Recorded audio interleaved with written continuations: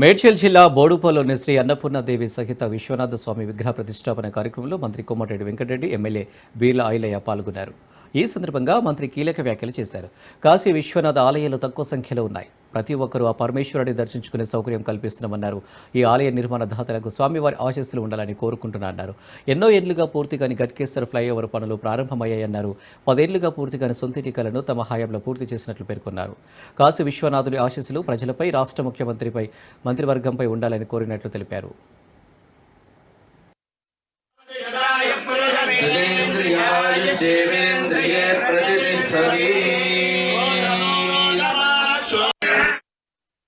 తక్కువ దేవాలయాలు ఉన్నాయి. కాశీ విశ్వనాథ హైదరాబాద్ సికింద్రాబాద్లో బోడుపల్లి ప్రాంతంలో ఇంత మంచి ఆలయాన్ని కట్టుకోవడానికి ముందుకొచ్చిన దాతలకు, నేను పూనుకున్న వారందరూ కూడా మంచి జరగాలని భగవంతుని ప్రార్థిస్తూ, తప్పకుండా ప్రజలందరూ కూడా క్షేమంగా ఉండాలని కోరుకుంటూ స్వామివారిని ప్రార్థించడం జరిగింది. ఎప్పటికెళ్ళో అయిపోయిన మీ గట్కేసర్ ఫ్లైఓవర్ కూడా పూర్తి అవుతుంది. దానికి ఇప్పుడే పనులు కూడా మొదలు పెట్టడం జరిగింది. దాంతోపాటు పేదలకు హైదరాబాద్లో ఇల్లు కట్టక 10 సంవత్సరాలు అయిపోయింది.